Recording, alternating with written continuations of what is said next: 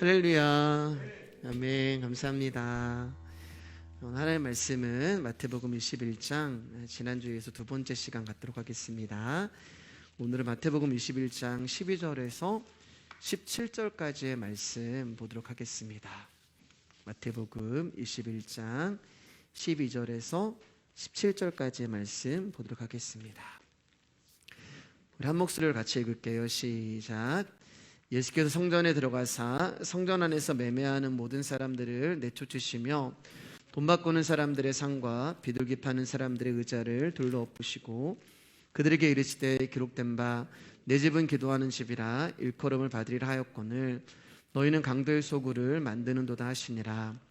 맹인과 저는 자들이 성전에서 예수께 나오매 고쳐주시니 대제사장들과 서기관들이 예수께서 하시는 이상한 일과 또 성전에서 소리질러 호산나 다윗의 자손이 하는 어린이들을 보고 노하여 예수께 말하되 그들이 하는 말을 듣느냐.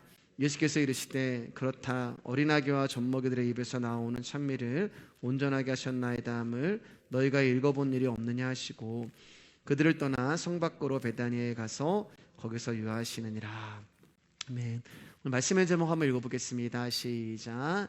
기도하는 집대 강도의 집 소굴. 우리 옆 사람하고 인사할까요? 귀하십니다. 귀하십니다. 수요일에 많이 피곤하실 텐데도 예배 자리에 오신 여러분들 감사하고 또 귀하시고 또 죄송하기도 합니다. 예수님이 이제 지난주에 예루살렘 성에 나귀를 타고 이제 입성을 하셨잖아요. 그래서 우리가 그 나귀에 담겨 있는 복음에 대해서 지난주에 오랜 시간 말씀을 나눴습니다. 예수님께서 나귀를 타고 입성하실 때 무리들이 겉옷을 길에 펴고 어떤 이는 나뭇가지를 베어 길에서 흔들면서 호산나 다윗의 자손이여 찬송하리로다. 주의 이름으로 오시는 이여 높은 곳에서는 하나님의 호산나 영광이로다 라고 이렇게 예수 그리스도를 환영하고 예수님을 찬양합니다.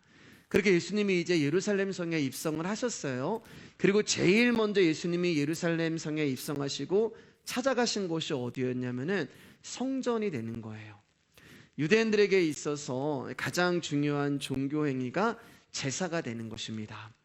그래서 그들에게 있어서 성전은 굉장히 중요한 장소가 되는 거예요. 왜냐하면은 제사는 하나님께 나아가고 하나님을 만나는 유일한 통로였고 제물을 잡아 피를 흘리고 그 피를 제사장이 들고 지성소로 나아감으로써 그들은 자신들의 죄가 용서함을 받는다고 믿었기 때문이에요.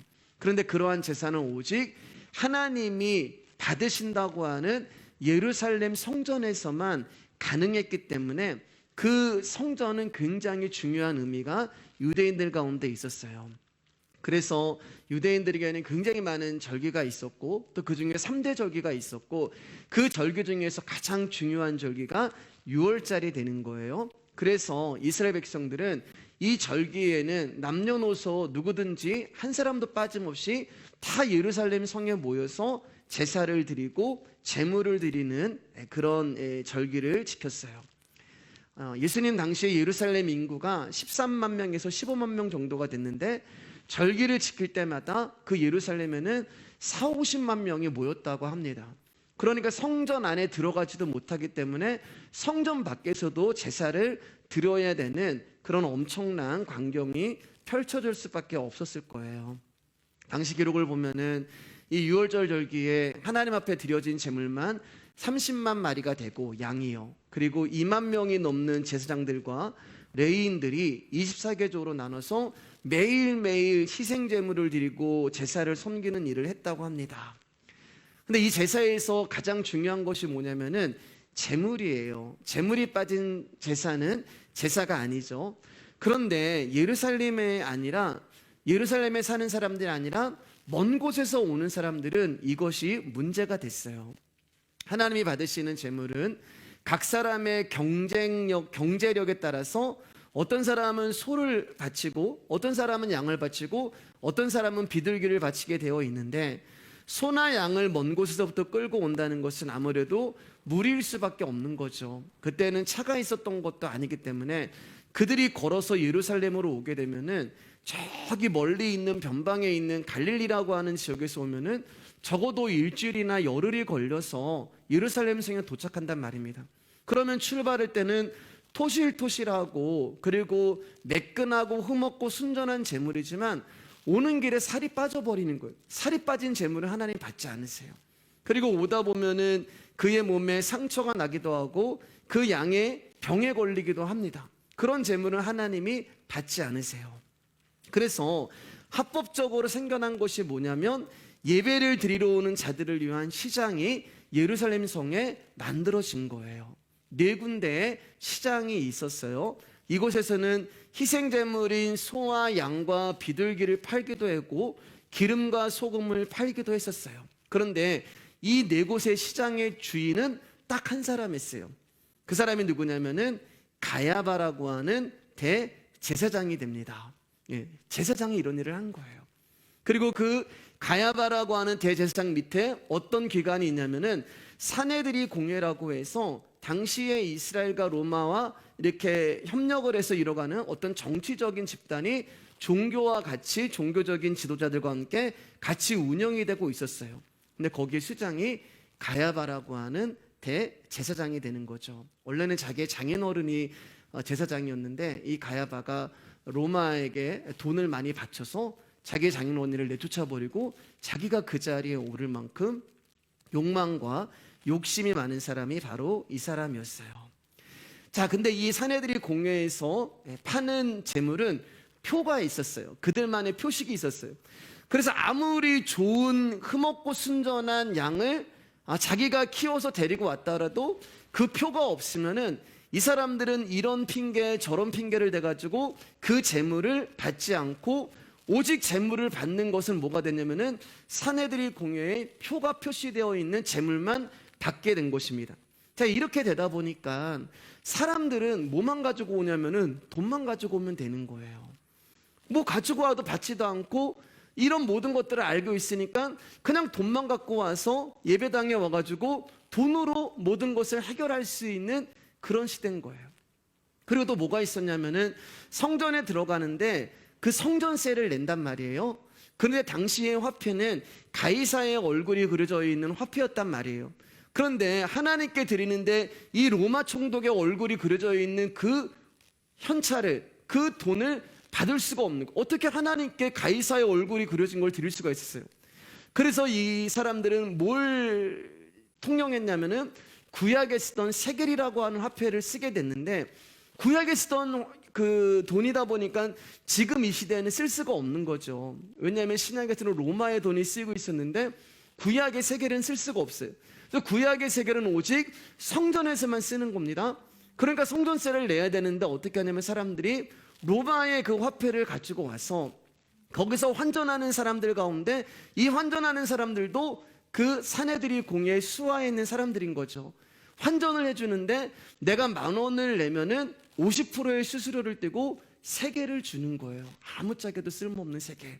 그리고 그것을 가지고 세금을 내고 성전에 들어가서 거기에 있는 시장에서 사내들이 공회의 재물을 사서 하나님 앞에 예배를 드리는 것이 이 당시 제사의 모습이었어요. 그러니까 여러분, 돈만 있으면 다 되는 거예요. 돈만 있으면 다 되는데 많이 들어보셨잖아요. 우리가 세상에서 돈만 있으면 다 돼. 돈만 있으면 못하는 게 없어. 그런데 그 세상의 사고방식이 그대로 지금 교회 안으로 들어온 거예요. 성전 안으로 들어온 것입니다. 돈만 있으면 다 돼. 그러니까 얼마나 당시 제사장들과 그 성전에서 일하는 레위인과 또 거기에 관계된 많은 사람들이 하나님 앞에 예배를 드린다는 명목하에 재물을 팔아먹어서 부를 축적하고 환전을 해서 부를 축적해요. 그것은 성전 안에서만 있는 것이 아니라 성전 밖에서도 그 일이 동일하게 일어나고 있는 것입니다. 그것을 향해서 이제 시온산이라고 이야기하잖아요. 우리가요. 성경 보면은 예수님이 시온산이라고 얘기하고 구약의 시온산이라고 얘기하는데 이 시온산은 예루살렘 성전을 말하는 거예요. 예루살렘 성전에 있던 그 산을 말하는 거예요. 거기가 전부 다 그렇게 지금 돈벌이로 이용이 되고 있는 거예요.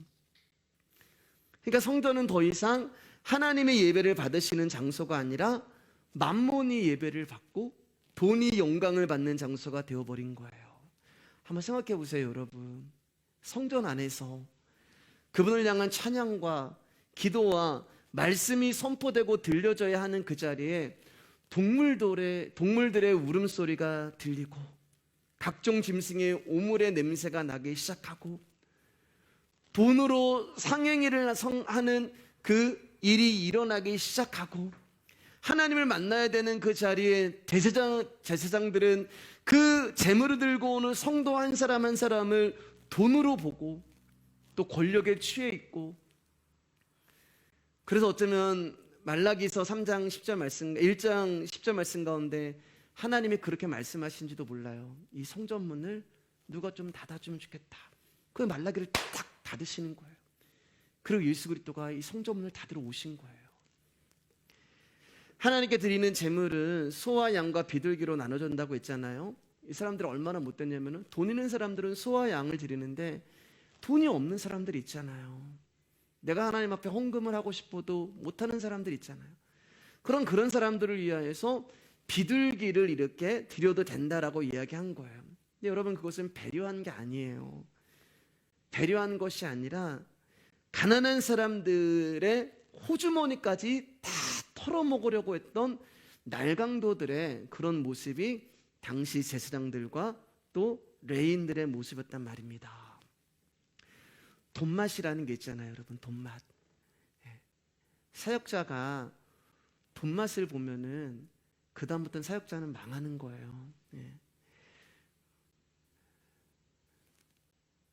돈이 많은 성도만 보여요. 그렇게 되면 그 다음부터는요. 그리고 이 돈맛을 알게 된 사역자는 신방을 가던 누구를 만나던 저분한테 내가 얼마나 뭔가를 좀 이렇게 뜯어낼 수 있을까, 그런 모습으로 보이고 그런 자리로 서게 됩니다. 그러니까 사역자라고 하는 그 하나님이 부르신 그 자가 돈맛을 알게 되면은 이 자리가 여러분 어떤 자리가 되냐면은 먹고 살기 위한 수단이 되는 거예요. 그러면 여러분, 설교가 어떤 설교가 나가겠어요? 성도들의 주머니를 열기 위한 그런 설교가 나가야 되잖아요. 십자가 복음이 나갈 수가 없는 거예요, 여러분. 사역자가 돈맛을 알게 되면 십자가의 복음을 설교할 수도 없고, 왜요? 인기가 없거든요. 예수 그리스도의 십자가 얘기, 복음 얘기, 목사님 맨날 좀 예수님 얘기 좀 그만했으면 좋겠다, 복음의 이야기 좀 그만했으면 좋겠다. 여러분, 인기 끌기 위해서는 십자가에 죽으신 예수님 이야기하면 안 돼요. 그럼 어떤 이야기 해야 돼요? 잘 됩니다. 정말로 제가 전에 사역했던 게 매주마다 그거 외쳤어요. 잘 됩니다. 앞으로도 잘 될 것입니다. 안 되는 것이 기적입니다. 모든 예배마다, 새벽 예배, 수예배, 주일 예배마다 잘 됩니다. 앞으로도 잘 될 것입니다. 안 되는 것이 기적입니다. 그러면서 성도들 아멘 하세요. 제가 전에도 말씀드렸잖아요. 여러분, 강단에서 헌금 봉투 가지고 기도 제목 읽잖아요. 그러면 신기하게도 헌금 봉투 그 다음에 이만큼 쌓여요. 저는 많이 봤어요. 헌금 바구니 돌리는 거랑 그냥 저 뒤에 헌금하는 거랑 여러분, 헌금하는 그 액수가 틀린 거 아세요? 사역자가 돈맛을 알게 되면은 하나님을 그저 자기의 돈벌이에 이용하는 금송아지 하나님으로 만들어 버리는 것이고, 사역자가 돈맛을 알게 되면 자기가 전하는 복음은 가장 하찮은 말씀이 되는 거예요. 가장 하찮은 말씀을 누가 전하고 싶어요? 인기도 없는데. 그러한 자를 성경은 절도요, 강도요, 삭군이라고 이야기를 합니다. 우리 요한복음 10장 11절에서 15절 말씀 한번 읽겠습니다. 시작. 나는 선한 목자라. 선한 목자는 양들을 위하여 목숨을 버리거니와 삭군은 목자가 아니요 양도 재앙이 아니라 이리가 오는 것을 보면 양을 버리고 달아나니 이리가 양을 몰아가고 또 해치느니라. 달아나는 것은 그가 삭군인 까닭에 양을 돌보지 아니함이나 나는 선한 목자라. 나는 내 양을 알고 양도 나를 아는 것이 아버지께서 나를 아시고 내가 아버지를 아는 것 같으니 나는 양을 위하여 목숨을 버리노라. 우리가 생각할 때 선하다라고 하는 그런 생각을 하게 되면 성품적인 것을 많이 생각을 하잖아요. 착하고 온순하고 다른 사람을 잘 도와주고 화도 내지 않고 다른 사람의 실수를 너그럽게 용서하고, 그런 자들 우리는 참 저 사람은 선하다라고 이야기를 하는데, 성경에서 말하는 선함은 그런 것이 아니에요. 성경에서 말하는 선함은 양들 위하여 당신의 목숨을 버리는 자를 선하다고 이야기해요. 그래서 선이라고 하는 단어는 예수님 외에는 다른 존재에게 쓰일 수 있는 단어가 아니에요. 그래서 부자 청년이 예수님 앞에 물어봤을 때 하나님 외에는 선한 분이 없다라고 예수님 말씀하신 거예요. 왜냐하면 그분만이 양들인 저와 여러분들을 위하여 목숨을 버리셨기 때문에 그렇습니다. 그런데 예수님이 목숨을 버린다라고 이제 말씀한단 말이에요. 나는 양을 위하여 목숨을 버리노라. 근데 이게 좀 안 맞잖아요. 나는 양들을 위하여 목숨을 잃는다라고 해야 되는 것인데 버린다라고 이야기를 해요. 여러분, 잃는다는 것과 버린다는 것은 차이가 있어요. 잃는다는 것은 내가 잃어버리고 나서 아는 거예요. 그게 잃어버렸다는 거예요.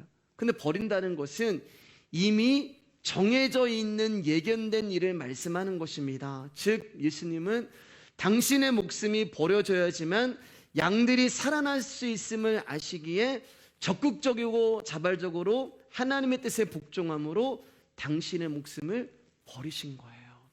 그것을 선한 목자가 하는 일이라고 성경에 말하고 있는 것입니다. 그래서 자기 땅에 오매 자기 백성들이 영접지 아니하였는 것을 아시면서도 불구하고 예수님은 자기를 영접하지 아니하는 자기 백성을 위하여서 십자가에서 죽으신 그 죽음을 선하다라고 말씀하는 거예요.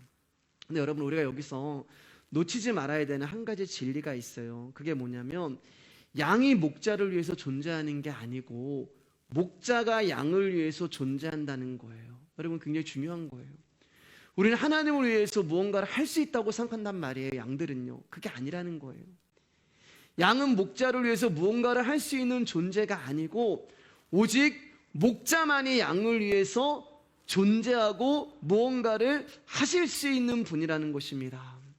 여러분, 양이 목자를 위해서 존재한다는 생각을 하는 것 자체가 사꾼이고 강도고 절도고 도덕이 되는 거예요. 양이 목자를 위해서 존재한다는 것은 두 가지 중에 하나예요. 하나는 뭐냐면 팔아먹기 위해서요.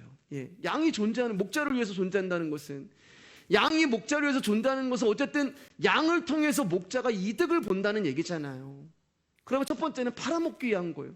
그러면 목자는 그런 양들을 볼 때마다 어떤 생각이 드냐면은, 저놈의 양이 왜 털이 이렇게 빨리 안 자라지? 이것만 생각하는 거예요. 저놈의 양이 좀 털 좀 막 자라, 털을 좀 깎아가지고 빨리 갖다 팔아먹어서 내가 지금 이득을 봐야 되는데, 그런 양만 보이는 거예요. 윤기가 자르르 흐르는 그런 털 가진 양들. 그리고 또 하나는 잡아먹기 위해서 존재하는 거예요. 양이 목자리에 존재하는 것은. 그래서 살을 찌우게 만듭니다.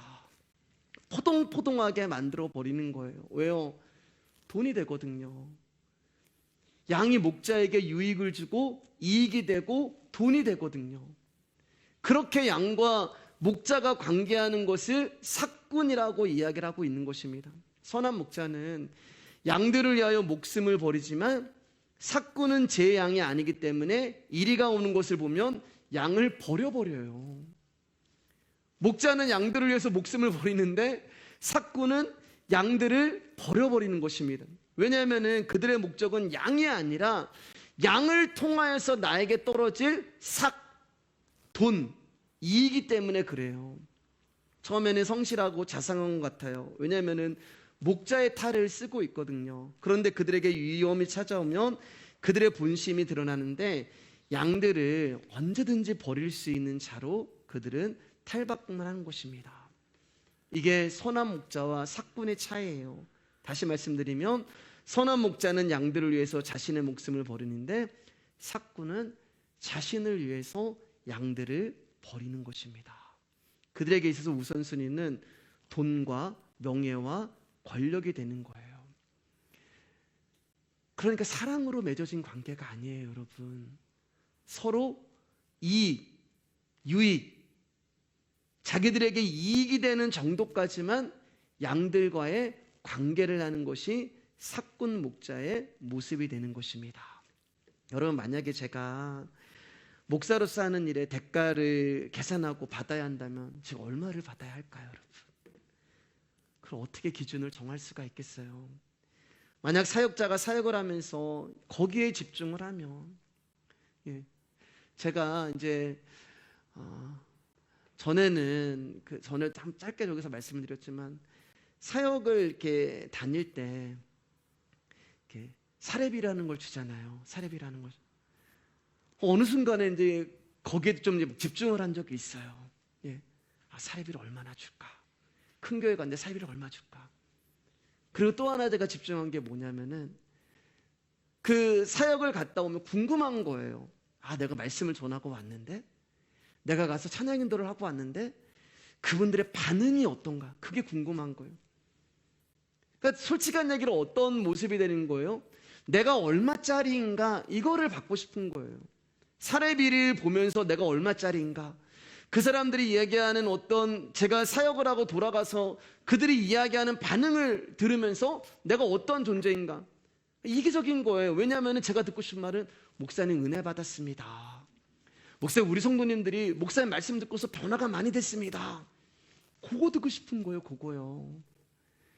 예수님으로 인하여서 그런 건 다 사라지고, 그 예수님 자리에 제가 서서 목사님의 말씀 통하여서, 목사님 찬양도 통하여서 우리 성도님들이 이렇게 은혜를 받고 이렇게 변화가 됐습니다. 제가 안 그런 척 하면서 일부러 전화해서 어떠셨어요? 제가 피드백 좀 하려고 그래요. 제가 제 자료 좀 모으려고 그래요.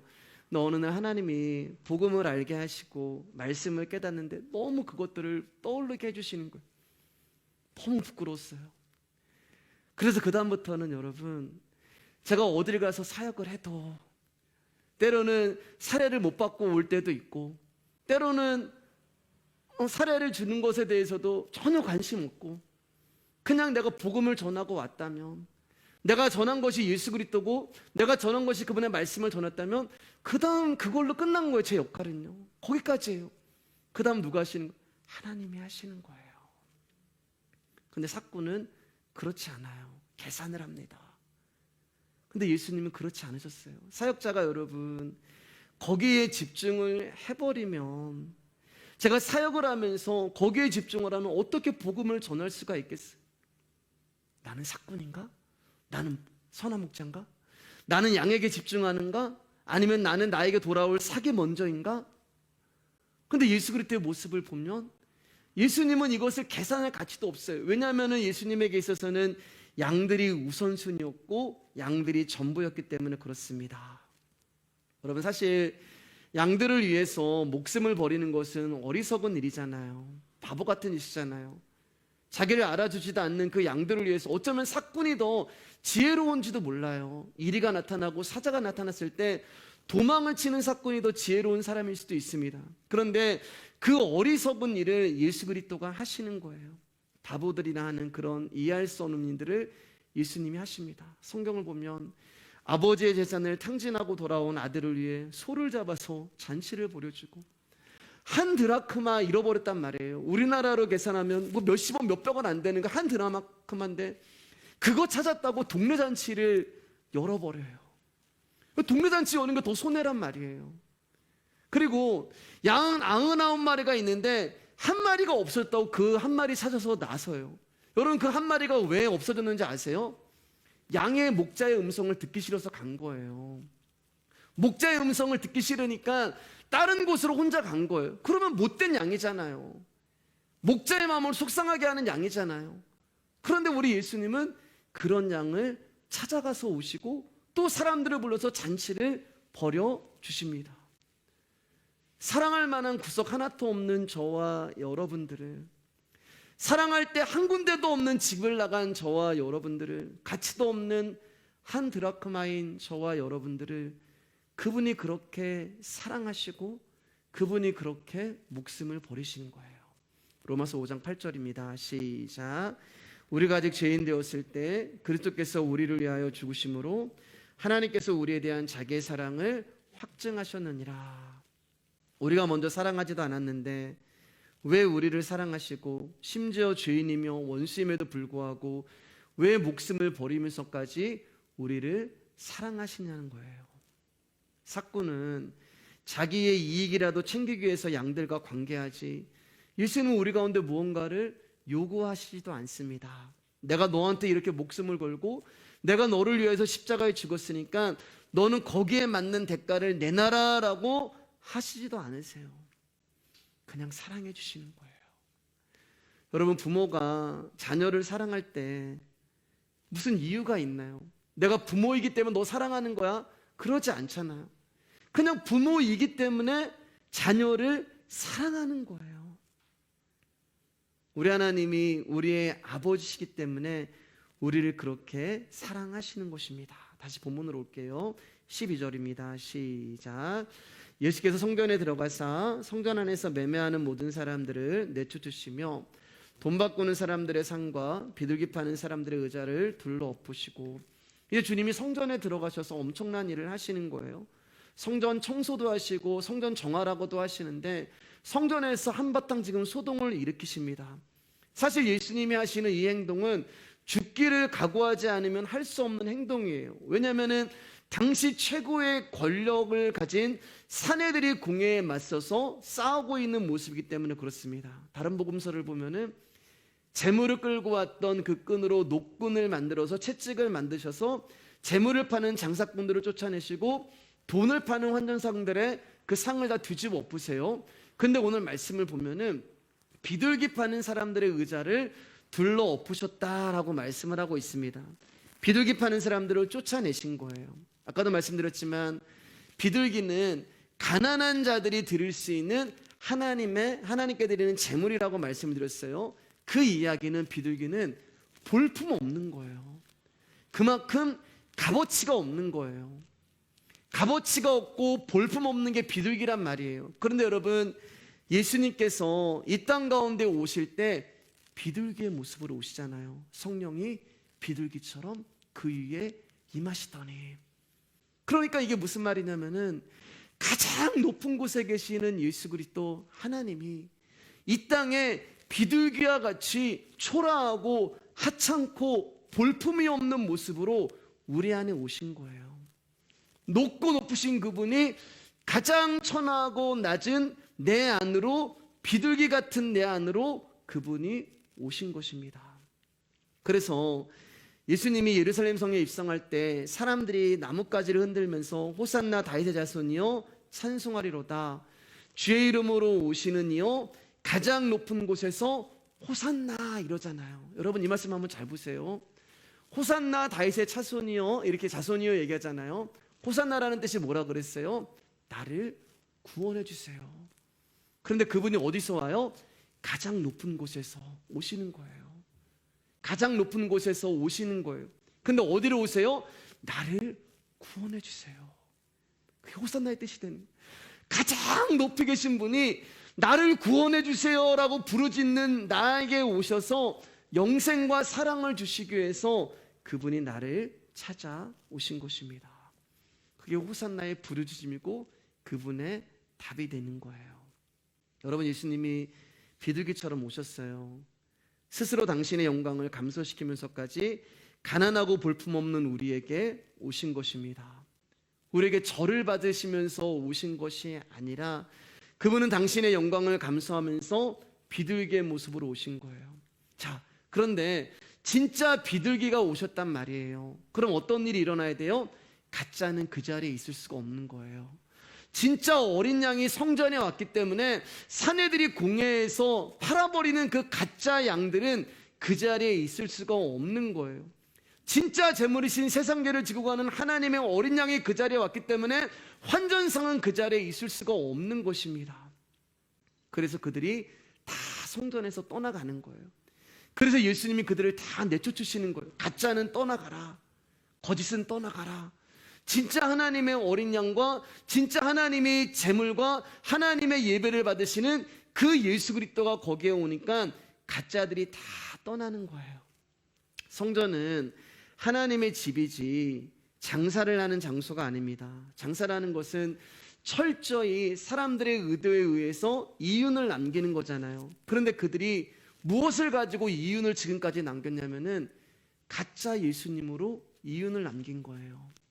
거짓 복음으로 이윤을 남긴 거예요. 가짜 말씀을 팔아버리면서 자신의 배를 채운 것입니다. 근데 그 자리에 진짜가 오신 거예요. 진짜 앞에 가짜는 버틸 수가 없고 장사를 할 수가 없는 것입니다. 근데 우리는 아직도 진짜 예수님이 우리 안에 오셨음에도 불구하고 자꾸 구약의 가짜들을 붙들고 있는 것을 볼 때 안타까움과 아쉬움이 있습니다. 사랑하는 여러분, 성전에서는 오직 진짜 복음이신 예수 그리스도의 말씀 외에 다른 거짓 복음이 선포돼서는 안 돼요. 여러분, 성전에서 있어야 할 유일한 제물은 어린 양이신 예수 그리스도 한 분이 되는 것입니다. 우리 계시록 21장 22절 말씀 볼게요. 시작. 성 안에서 내가 성전을 보지 못하였으니 이는 주 하나님 곧 전능하신 이와 및 어린 양이 그 성전이심이라. 지금 예수님이 계신 예루살렘 성에 입성했을 때는 예루살렘 성전을 봤단 말입니다. 근데 계시록에 새하늘과 새 땅에 우리가 들어갔는데 성 안으로 들어갔는데 성전이 없는 거예요. 거기 있어야 될 성전이 없는 거예요. 그런데 그 성전이 뭐라고 이야기하냐면은 주 하나님 곧 전능하신 이와 그 어린 양이 성전이다라고 얘기해요. 어린 양 예수 그리스도가 성전인 거예요. 그래서 눈에 보이는 그 성전이 허물어지는 거예요. 도리에 돌 하나 남지 않는 사건이 나타나는 거예요. 왜냐하면 그것은 더 이상 성전이 아니기 때문에 그렇습니다. 어린 양이신 예수 그리스도가 성전이에요. 그리고 진짜 성전이신 예수님이 우리 안으로 들어오신 것이죠. 그래서 고린도서에서 이렇게 말해요. 3장 16절이에요. 시작. 너희는 너희가 하나님의 성전인 것과 하나님의 성령이 너희 안에 계시는 것을 알지 못하느냐. 성전에서 일어나는 것은 제사하고 제물을 드리는 건데 그 일이 우리 안에서 여러분이 원하든 원하지 않든 매일매일 그 제물과 제사가 드려지고 있는 거예요. 왜요? 우리 안에 하나님의 성령과 성전이신 예수 그리스도가 있기 때문에 그래요. 그래서 내 안에서 어린 양이 나의 보증이 돼서 우리가 하나님 앞에 나올 수가 있는 거예요. 주의 보좌로 나아갈 때 어떻게 나갈까? 어떻게 나가요? 내 안에 예수 그리스도가 있기 때문에 우리가 하나님 보좌 앞으로 나아갈 수가 있는 것입니다. 사랑하는 여러분, 더 많이 허물어지시기를 주님의 이름으로 축복합니다. 우리는 평생 가짜 성전을 진짜 성전이라 믿는 우상에 빠지며 살아가고 있는지도 몰라요. 그저 눈에 보이는 성전이라는 포장지를 보지 마시고 그 안에 쌓여져 있는 진짜 성전인 어린 양 되시는 예수 그리스도를 보시기를 주님의 이름으로 축복합니다. 그 예수 그리스도 외에 하나님과 우리 사이를 가로막고 있는 어떤 것들이라도 다 허물어져야 되는 거예요. 그게 나의 뜻을 이루기 위해서 하는 나 중심의 기도라면 허물어져야 돼요. 어떤 분들은 찬양할 때 울적한 마음을 위로하기 위해서 찬양하신다는 분도 있는데 그거 아니에요, 여러분. 그 유행가랑 뭐가 틀려요? 한 주간에 액땜이라도 하겠다는 식으로 드려지는 예배라면 여러분 절간에 가서 불공 드리는 것과 뭔 차이가 있어요? 우리의 관심은 오직 예수 그리스도의 십자가에만 돼요.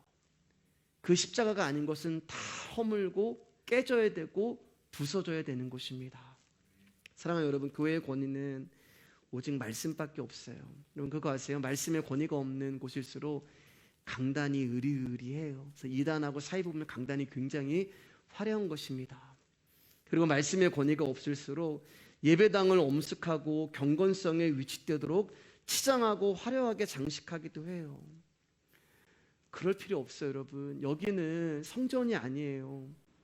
여기는 그냥 건물이에요, 여러분. 우리가 예배드리는 예배당일 뿐이고 성전은 여러분들이 성전이 되는 것입니다. 그렇기 때문에 여러분, 목사가 여러분 앞에 폼 잡을 필요 없어요. 제가 거룩한 척 할 필요도 없어요. 아, 목사님은 이래야 돼. 그런 생각하는 것 자체가 여러분 아닌 거예요, 여러분.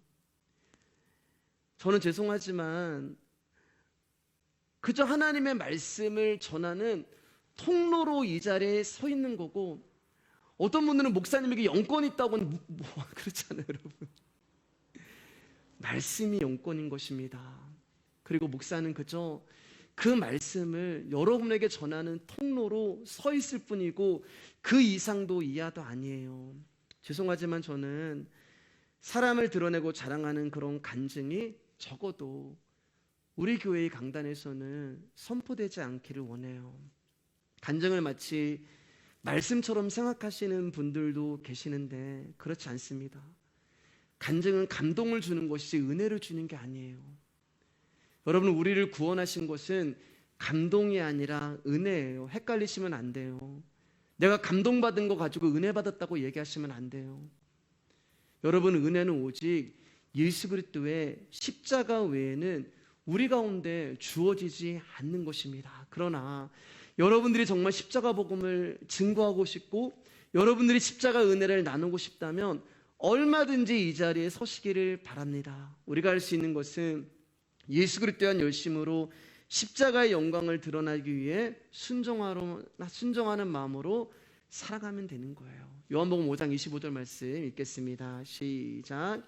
진실로 진실로 너에게 이르노니 죽은 자들이 하나님의 아들의 음성을 들을 때가 오나니 곧 이때라. 듣는 자는 살아나리라.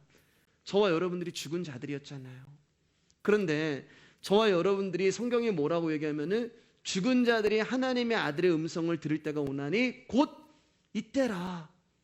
지금이란 말이에요, 여러분. 지금 이 말씀을 듣는 이 순간이 죽어있는 우리가 살아나는 순간이라는 것입니다. 그래서 지난 시간에 제가 우리 교회가 할 수 있는 유일한 것은 오직 아들의 음성을 듣는 것밖에는 없다고 말씀을 드린 거예요. 여러분, 우리가 할 수 있는 교회의 목표를 세우고 비전을 세우고 방향을 정하고 사명을 감당하는 것이 아니라 오직 우리가 해야 되는 것은 하나님의 아들의 음성을 들을 때가 오나니.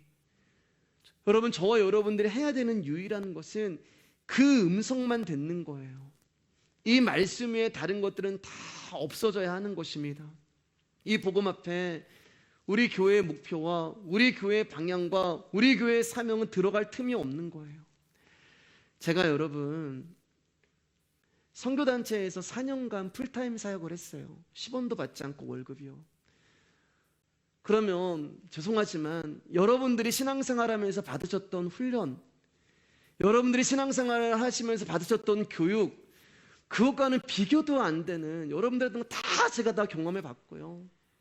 그것과는 비교도 안 되는 것들을 저는 더 많이 했어요. 4년 동안 여러분, 제가 선교단체에서 얼마나 많은 훈련과 세미나와 강의와 강사들을 만났겠어요. 선교요, 여러분. 제가 2002년부터 2018년도까지 단기 선교를 어떨 때는 1년에 2번, 3번씩 나갔어요. 그러면 꽤 많이 나간 거죠. 예.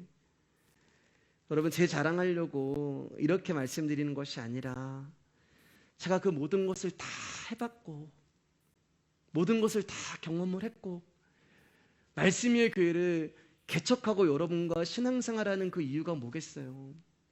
그 모든 것을 다 해봤음에도 불구하고 성경에 말씀하시는 예수님이 누구인지 알지 못하면 그 모든 것들이 여러분 헛되니 모든 것이 다 헛된 것들이기 때문에 말씀드리는 것입니다.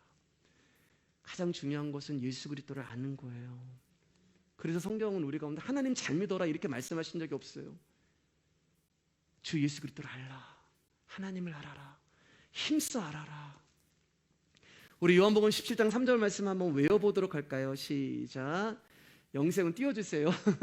시작. 영생은 곧 유일하신 참 하나님과 그가 보내신 자 예수 그리스도를 아는 것이다. 그분을 아시면 돼요. 그분을 알아갈수록, 그분을 알아가면 알아갈수록 그분의 사랑을 받는 거예요.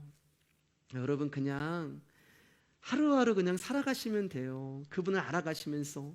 그래서 때로는 그분이 용서하시면 그 용서를 받은 자로 살아가시고, 그분이 어느 날 나한테 사랑을 많이 부어주시면 그냥 그 사랑을 받은 자로 눈물 흘리시고 감사하시고, 어느 날 그분이 안아주시면 그 품에서 그냥 여러분 눈물도 흘리시고, 그분이 또 어느 날 말씀하시면 그 음성에 귀 기울이시고, 그냥 그렇게 하루하루 그분을 알아가시면서 살아가시면 돼요.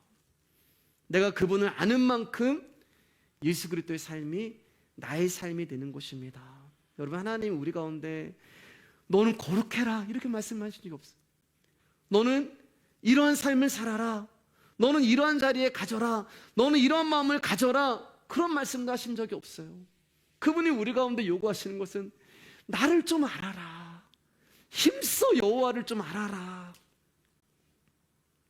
그러면서 그분은 우리가 알아가는 거예요. 그분이 나에게 이렇게 은혜를 베푸셨구나. 정말 나는 아무것도 아닌 그분의 음성을 듣지도 않고 내 마음대로 가는 그런 양이었는데 그분이 나를 찾아오셨구나. 나는 정말 믿음도 없고 신앙도 없는데 그분이 나에게 이런 마음을 가지고 있구나.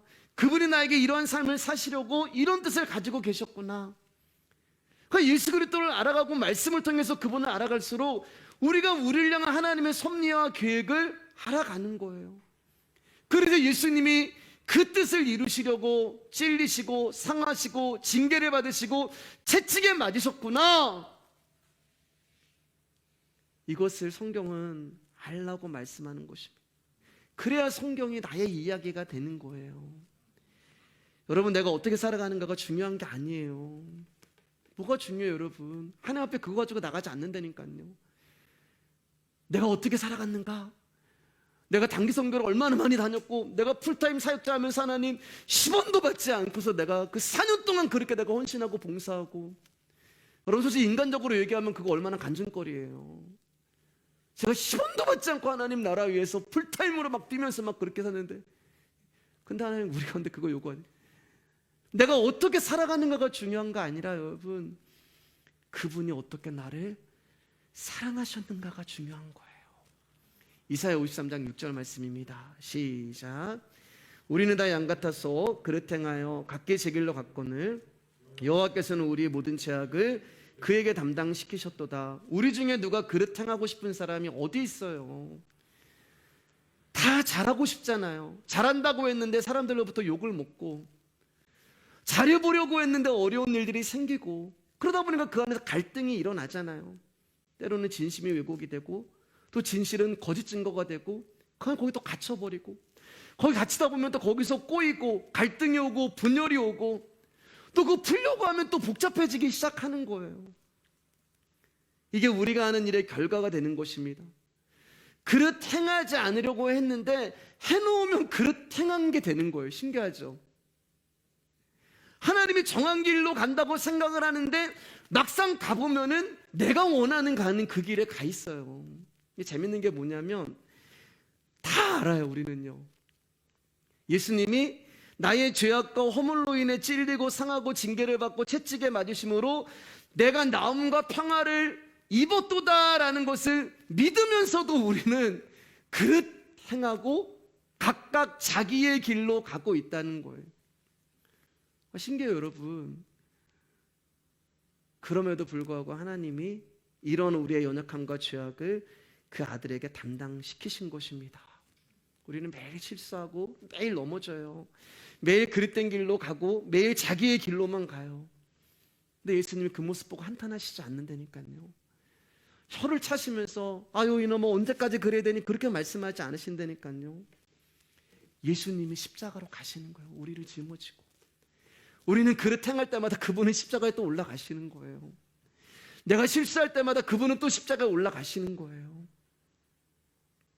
그것을 알라고 말씀하시는 것입니다. 여러분, 우리가 교회를 위해서 어떤 의도를 갖는 순간에 교회는 강도의 소굴이 되는 거예요. 우리가 교회를 위해서 어떤 목적을 갖는 순간에 교회는 장사하는 시장이 돼버리는 거예요. 목사가 여러분에게 어떤 의도와 목적을 갖는 순간에 목사의 눈에는 팔아먹을 양과 잡아먹을 양만 보이는 거예요. 그래서 부탁드리고 싶습니다, 여러분. 여러분이 주인공 되지 말아주세요. 양은 주인공이 아니잖아요. 내가 주인공이 되려고 하니까 자꾸 다른 곳에 시선과 관심이 가는 거예요. 양은 뭐예요? 내 양은 내 음성을 들으면 그게 전부예요. 죽은 자들이 아들의 음성을 들을 때가 오나니 그게 전부예요. 양은 그저 목자의 음성만 들으면 되는 거예요. 근데 그 음성이 안 들리니까, 그 말씀이 내 안에 채워지지 않으니까 자꾸 우리의 시선이 다른 곳을 보게 되고 다른 곳에 관심이 가는 거예요. 목자 대신 예수 그리스도만 봐야 되는데 자꾸만 다른 곳으로 우리의 시선이 가고 우리의 귀가 열려버리게 되는 것입니다. 목자이신 주님을 보시길 주님의 이름으로 축복합니다. 거기에 답이 있잖아요. 우리의 호산나, 나를 구원해 주세요 라고 내가 여기서 부르짖었는데, 이 하찮고 낮고 천한 내가 이 땅에서 부르짖었는데 그 부르짖음을 듣고 높고 높이 계시는 그 예수님이 오셨단 말이에요. 우리는 그분을 보면 돼요. 목자이신 주님을 보면, 아, 주님이 일하시는구나. 저는 기대가 돼요. 여러분, 하나님 지금 일을 하고 계시는구나. 하나님이 어떤 계획을 이루시고 계시는구나. 주님이 하시는구나. 어떤 사람을 만나게 하시는 것도 주님이 하시는 것이고, 어떤 사람이 떠나가는 것도 주님이 하시는 것이고, 저와 여러분들이 오늘 이 밤에 여기서 이 귀한 복음의 말씀을 나눌 수 있다는 것도 하나님이 하시는 것이고, 우리 교회가 옹기종기 모여서 예수 그리스도의 사랑을 나눌 수 있다는 것도 하나님이 하시는 거예요. 그분을 바라보면 그분이 하시는 거예요. 그분의 말씀을 통하여서 그분을 알아갈 때, 여러분, 우리는 영적으로 점점 민감해지는 거예요. 영적으로 민감해진다는 게 막 어떤 뭐 예언이 나타나고 환상이 나타나고 그런 게 아니라, 고린도 말씀하세요. 지금은 수건으로 싸는 것이 희미하지만 보인다니까요. 하나님이 뭔가를 하시고 계시는구나. 그런데 우리가 너무 많은 것들의 목적과 의도와 의미와 관심을 둬버리면 우리는 영적으로 둔감해져요. 왜냐하면 자꾸 인간의 육이 발달하기 때문에 그렇습니다. 여러분, 주님을 알아가고 영적으로 조금씩 예민해져 가면 내가 주장하려고 했던 것들, 내가 옳다고 생각하는 것들, 내가 맞다고 여겼던 것들이 그렇게 중요하지 않다는 것을 알게 돼요. 뭐가 중요해요, 여러분? 양이 다 거기서 거기잖아요. 내가 정말 예수 그리스도의 십자가를 알게 되고 그분의 말씀을 통해서 그분의 복음을 알게 되면 70이요 80이라고 하는 인생 가운데 뭐가 중요해요, 여러분? 진짜 중요한 것은 내가 하나님 나라 갔을 때 그분이 나를 아냐 모르냐, 이게 중요한 거잖아요. 저는 새벽 예배 때도 말씀드렸지만, 하나님 저에게 주신 사명이 뭐냐? 제 눈에 보이는 여러분들과 함께 하나님 나라 가는 거예요. 저는 그게 저한테 맡겨진 사명이라고 생각해요. 한 사람의 목회자가 성도들을 지옥으로 끌고 갈 수도 있어요, 여러분. 복음이 아닌 다른 것들을 가르치면. 점점 우리가 우리의 것을 내려놓으시기를 주님의 이름으로 축복합니다. 그리고 그 자리에 성령 주시는 희락과 소망과 평강으로 채워지는 것을 경험하시길 바랍니다. 나라는 존재는 도리에 돌 하나 남지 않고 다 무너지고, 그 나라는 자리에 내 심령 안에 예수 그리스도가 새로운 성전을 지어가시길 주님의 이름으로 축복합니다. 그래서 하나님 이렇게 말씀하시는 거죠. 말씀 정리할게요. 마태복음 21장 13절입니다. 시작. 그들에게 이르시되 기록된 바 내 집은 기도하는 집이라 일컬음을 받으리라 하였거늘 너희는 강도의 소굴을 만드는도다 하시니라. 성전은 하나님과 만나는 통로인데 그 성전의 기능이 상실했어요. 성전에서 하나님을 만나야 되는데 이 성전에서 사람들을 만나고 있어요. 대제사장을 만나고, 재물을 파는 사람들을 만나고, 환전하는 사람을 만나고, 그러니까 하나님을 만나야 되는 이 성전이 시장이 되어 버렸습니다. 그래서 예수님이 지금 다 허물어뜨리는 거예요. 채찍을 들고 막 난리를 치시는 거예요. 그리고 당신이라고 하는 성전을 세워가시는 것입니다. 근데 뭐라고 얘기해요? 기도하는 집이라고 얘기하잖아요. 내 집은 기도하는 집이다. 여러분, 기도가 뭐예요? 기도는 나는 할 수 없지만 하나님이 하신다는 게 기도예요. 예. 나는 할 수 없지만 당신은 하실 수 있어요. 이게 기도예요. 그럼 뭐예요? 그분의 소원이 이루어져야 되는 거예요. 나는 할 수 없지만, 나는 없지만 그분의 소원이 이루어지고 그분의 원함이 이루어지고, 그래서 그분으로 충만하고 그분의 아들 예수 그리스도만 남는 것이 그분의 집이 되는 것입니다. 그럼 그 집에서 무슨 일이 일어나냐? 우리 14절 말씀입니다. 시작. 맹인과 조는 자들이 성전에서 예수께 나오매 고쳐주시니, 성전에서 일어나는 일은 용서가 되는 거예요. 저주받고 앞보지 못하는, 용서받지 못하는 저와 여러분들이 이 성전에 나와서 그분의 말씀으로 말미암아 용서를 받는 것입니다. 자, 그러니까 이제 15절 17절 말씀입니다. 이제 말씀하실게요. 시작. 대제사장들과 서기관들이 예수께서 하시는 이상한 일과, 이걸 이상하게 보는 거예요. 예수님이 하시는 일을요. 또 성전에서 읽을까요? 소리질러 호산나 다윗의 자손이 하는 이 어린이들을 보고 놓아요. 예수께서 말하되 그들이 하는 말을 듣느냐? 예수께서 이르시되 그렇다. 어린아기와 젖먹이들의 입에서 나오는 찬미를 온전하게 하셨나이다 함을 너희가 읽어본 일이 없느냐 하시고, 그들을 떠나 성 밖으로 베다니에 가서 거기에 유하시니라. 지금 한바탕 소동이 일어나니까 사내들의 공의에 있는 사람들과 대제사장들이 예수님과 이제 대립을 하게 되는 거예요. 분노를 합니다. 그 사람들 예수님에 대하여. 왜요? 그들은 예수님이 이 성전에서 소동을 일으킬 만한 어떤 권력과 권한이 없는 하찮은 존재로 보이는 거예요. 하찮은 존재로. 근데 그때 아리들이 뭐라고 얘기하냐면은 호산나 다윗의 자손이요 주의 이름으로 오시느니, 이렇게 찬송을 하는 거예요.